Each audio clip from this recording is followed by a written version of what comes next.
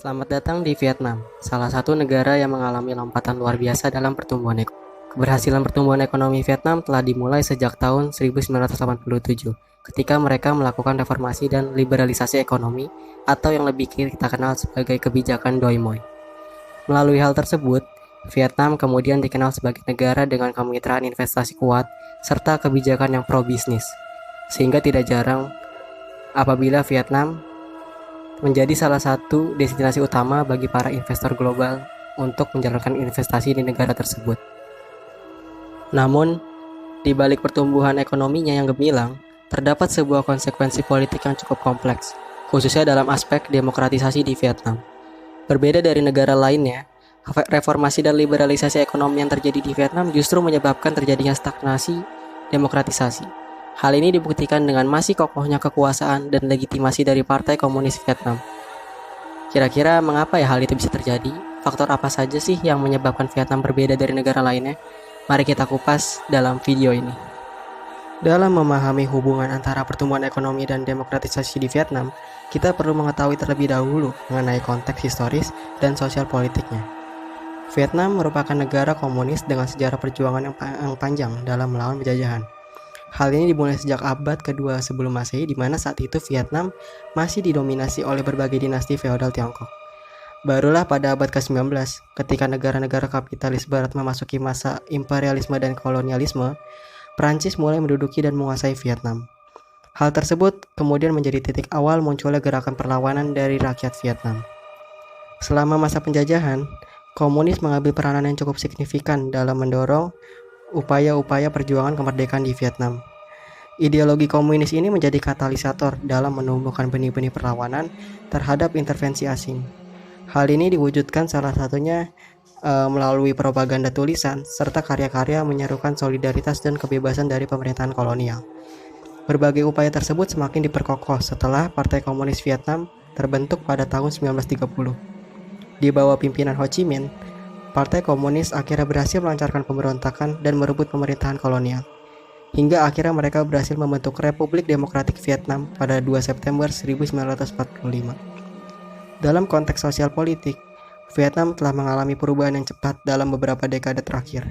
Hal ini sedikit banyak dipicu oleh reformasi ekonomi dan keterbukaan terhadap dunia luar. Meskipun itu, masyarakat di sana masih didominasi oleh petani dan pekerja industri kerah biru lainnya. Hal ini yang kemudian sedikit banyak mempengaruhi kondisi politik di sana, khususnya dalam aspek demokratisasi. Di sisi lain, kurangnya kebebasan sipil dan politik akibat dominasi kekuasaan atau kontrol Partai Komunis Vietnam semakin menghambat jalannya demokratisasi di negara tersebut.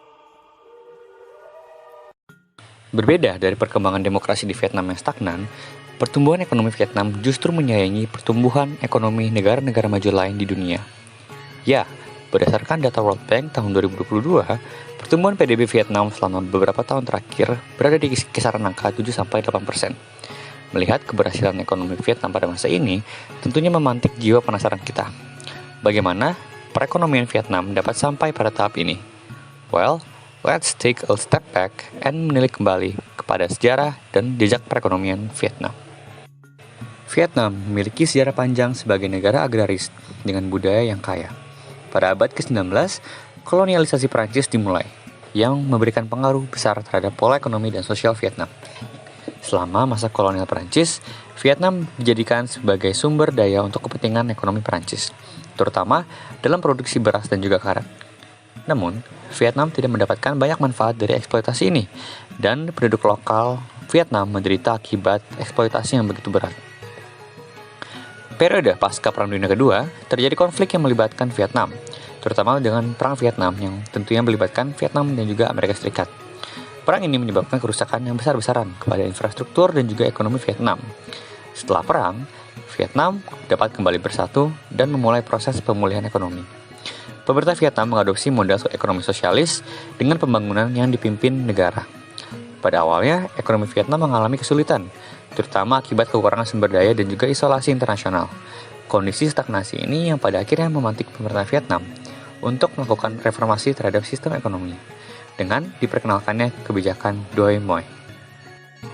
Kebijakan Doi Moi yang diterapkan di Vietnam pada tahun 1986 adalah titik balik penting dalam sejarah ekonomi negara Vietnam. Doi Moi bertujuan untuk mereformasi ekonomi Vietnam yang pada saat itu mengalami kesulitan dan stagnasi. Dari segi definitif, Doi Moi sendiri dapat diartikan sebagai renovasi. Pemilihan istilah ini juga penting bagi tujuan dari Doi Moi itu sendiri, yang hanya bertujuan untuk merubah tampak luar dari kebijakan ekonomi Vietnam. Namun fondasi-fondasi kenegaraan dari Vietnam tetaplah berbasis nilai sosialis. Salah satu elemen utama dari Doi Moi adalah menghapus sistem ekonomi terpusat yang didasarkan kepada model sosialis dan membuka pintu bagi investasi asing serta inisiatif swasta.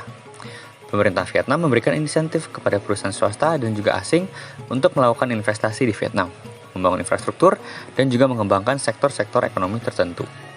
Selain itu, Doi Moi juga mencakup liberalisasi sektor pertanian dengan memberikan hak kepada petani untuk memiliki dan mengelola lahan mereka sendiri serta menjual hasil panen besar bebas. Langkah ini mendorong produktivitas pertanian dan meningkatkan kesejahteraan petani.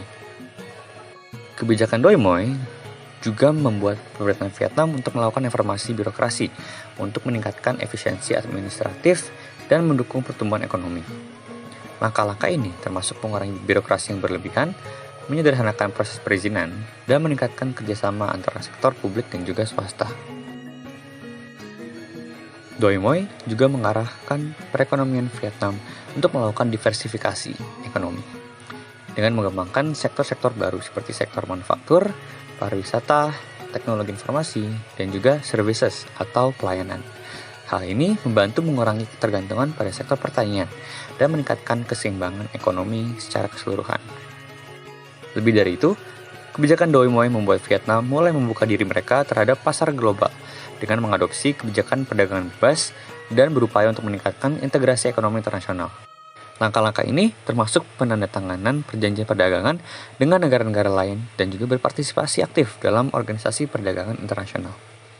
Dengan menerapkan kebijakan Doi Moi, Vietnam berhasil mengalami pertumbuhan ekonomi yang signifikan, menarik investasi asing yang besar, dan meningkatkan kesejahteraan masyarakat secara keseluruhan. Meskipun masih ada tantangan yang perlu diatasi, namun Doi Moi telah berhasil menjadi tonggak penting dalam pembangunan ekonomi Vietnam. Sejak diberlakukannya Doi Moi, perekonomian Vietnam mengalami pertumbuhan yang sangat pesat. Hal ini dibuktikan melalui angka GDP Vietnam yang menunjukkan peningkatan sejak diberlakukannya Doi Moi. Angka rata-rata GDP yang sebelumnya di 2,79% melonjak ke 5,10% pada tahun 1990. Puncaknya, pada tahun 1995, pertumbuhan GDP Vietnam mencapai angka 9,56% karena dicabutnya embargo ekonomi dari Amerika dan mulai terjalinnya hubungan luar negeri dengan banyak negara. Namun, sempat mengalami penurunan di rentang tahun 1996 sampai 1999 karena krisis moneter yang dialami oleh banyak negara di Asia Tenggara. Sejak tahun 2000-an, rata-rata pertumbuhan GDP Vietnam sekitar 6,4% per tahun. Dalam beberapa tahun stabil, Vietnam telah menunjukkan pertumbuhan ekonomi yang cukup stabil, dengan pertumbuhan GDP mencapai 5,5% pada tahun 2027.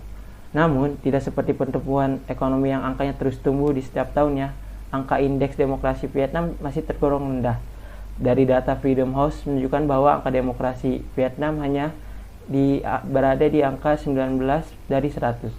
Lalu menurut data Economist Intelligence Unit 2023, indeks demokrasi di Vietnam mendapatkan 2,73 dari 10.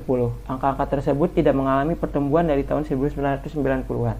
Dengan begitu, teori modernisasi yang menjelaskan bahwa adanya hubungan korelasional antara pembangunan ekonomi dengan pertumbuhan ekonomi demokrasi di Vietnam tidak terjadi. Dengan kata lain, pertumbuhan ekonomi yang terjadi tidak membawa Vietnam ke arah demokratisasi.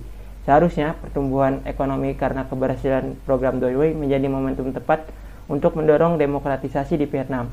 Namun, keberhasilan ekonomi Vietnam tidak mendorong demokratisasi, melainkan menguatkan cengkraman kekuasaan pemerintahan Vietnam. Oleh karena itu, kita perlu melihat dari teori demokratisasi yang lain. Teori demokratisasi yang lain yang dapat menjelaskan fenomena di Vietnam adalah teori elit.